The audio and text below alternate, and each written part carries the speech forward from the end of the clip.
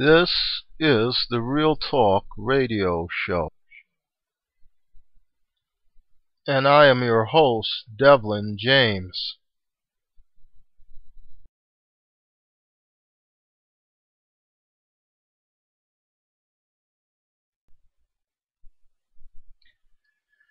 Hey folks, thanks for joining me for part 2 of Life is Basically Shit. In this segment, I want to talk about how most relationships have the potential to really turn your life into a piece of shit. Now please notice that although I said most, I didn't say all. Before I go any further, let me also mention that I'll be talking strictly from a man's perspective, since I am a man, a heterosexual man at that, who of course only dates women. So I can't possibly do this show from a woman's perspective. Moving on. In the first video, I said that life is a series of endless, relentless, and grinding disappointments, and the emotions you're generally left with are bile, bitterness, and betrayal. And these were the words of a British comedian. I think most of the male listeners out there will agree with me when I say that nothing is more disappointing, draining, and leaves you feeling betrayed more than getting into a shitty relationship with a woman who is both emotionally and financially draining. A woman can bring the same magnitude of destruction to a man's life as the atom bomb did to Hiroshima. I'll repeat that. A woman can bring the same magnitude of destruction to a man's life as the atom bomb brought to Hiroshima. Don't believe what I'm saying? That's fine. You don't have to take my word for anything. But I challenge you to talk to some men who were married to a woman they thought they would be with for the rest of their lives. Only now they're divorced, and after losing half of their assets to their ex-wives, they're also paying alimony and child support. Or talk to the men who've been raising children whom they thought were their own, only to find out years later that they've been raising another man's child all the time. I can't even imagine the depth of the feelings of betrayal, rage, and hatred that a man like that would have for a woman that put him through paternity fraud, especially after they form an emotional bond to that child. Sadly, there are no consequences for women that put men through paternity fraud. None whatsoever. So you have the marriage that ends in divorce and a relationship that ends in a lie coming out into the light in the way of paternity fraud. In both cases, men are usually left emotionally and financially desolate, as if someone had dropped a bomb on them. And unlike what the United States did for Japan in the aftermath, these women have no intention of helping the man they destroy to pick up the pieces. And while I'm on the subject of the type of women that leave a trail of destruction in the lives of the men they get involved with, let me add one more to that bag. One of my personal favorites. You just have to love the type of women who will purposely get themselves pregnant in the hopes of trapping a man. Typically, they operate like this. Once they get comfortable with banging you, which is usually relatively quick, they'll say something like, "Oh, I hate using condoms. I'm allergic to latex. Can't we just have sex without the condoms? It'll be more romantic anyway." She'll then inform you of all the various types of birth control she's on to give you a false sense of security. It could be the pills. It could also be the infallible IUD. Or she could just have had her tubes tied. Whatever it is, by the time she's finished her campaign, you'll be convinced that you'll be able to fill her up with a month's full of cum without any fear of any repercussions whatsoever. Then within I'd say 3 months' time. You'll get the phone call. We need to talk.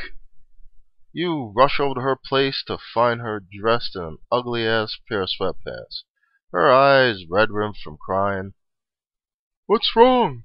You ask, kind of already knowing what the issue is and feeling a sickness in your gut. I'm pregnant. Congratulations. Your somewhat crappy life really became a piece of shit now, because now you're going to be responsible for raising a child that you didn't want to. How's that for betrayal? Now she has access to your finances, and whether you want to or not, you'll contribute to raising that child. You fell for the oldest trick in the book, pal, and you're now part of the child support system.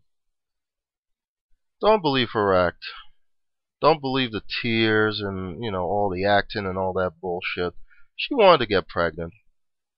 Whether it be for money or to somehow trap you in her life, she wanted to get pregnant. And she's willing to use that unborn child as a pawn. My opinion, women like this are really despicable. They have no consideration for human life if they're willing to bring a child into this cold, unforgiving world, only to use them as a pawn to manipulate someone else. And you already know that your child is going to have a fucked up life. In my version of a perfect world, you should be able to take all three of these women.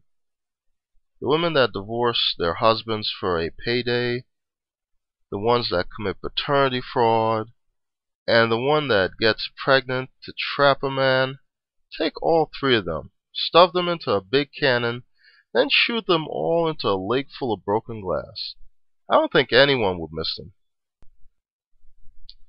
Okay, I'm going to change the pace of this radio show now. Seems like I started at the deep end of the pond, so let me make my way over to the shallow part. I started off heavy, now I'm going to end it light. Now let's go back in time. Think back to the beginning of one of your relationships, when everything was all sunshine and lollipops. You thought that you'd met the greatest girl in the world. Great looking, great personality, and just typically fun to be around. You're in the getting to know each other stage, where the two of you are going out on dates and staying on the phone with each other till all hours of the night, and you're finding out what you have in common. I like long walks on the beach. That's interesting, so do I. The Dallas Cowboys are my favorite football team. That's funny. I like them too. And I also like to get my salad tossed. So do I. That kind of bullshit. And you're thinking that you might have possibly found the one, because even the sex is phenomenal. She wants it as much as you do, and she knows how to throw it at you. So, you fall for this one, and you fall for her hard. Time moves forward. Then one day, it all starts to move in the opposite direction. You notice all of a sudden that the warmth is quickly being replaced with frigidness. Sarcasm is coming to the forefront as her charm dissipates. Now instead of laughing at your corny ass jokes, she criticizes every word that comes out your mouth. In the past you felt as if you could relax and be yourself around her. Now you feel as if she is holding you under a microscope and judging your every move. Even the sex isn't the same. You have to work for it now. And when she does decide to give you some, it's weak. What the fuck is going on? What happened to the girl you were feeling? The sensible side of you is whispering that you should walk away because something is off. But at this point, you are too emotionally involved to listen to logic. You keep holding on, hoping that the girl you first fell in love with would somehow magically reappear. Desperate, you even break into simp mode, buying her expensive gifts, and taking her to expensive restaurants in an attempt to appease her. It's all in vain. Because the more you do for her, the more distant she seems to become. Then something alarming happens. She makes a major change to her appearance. She cuts her hair in a new way, and she's wearing tighter clothes. Don't even try to get any, because now she closed down shop completely.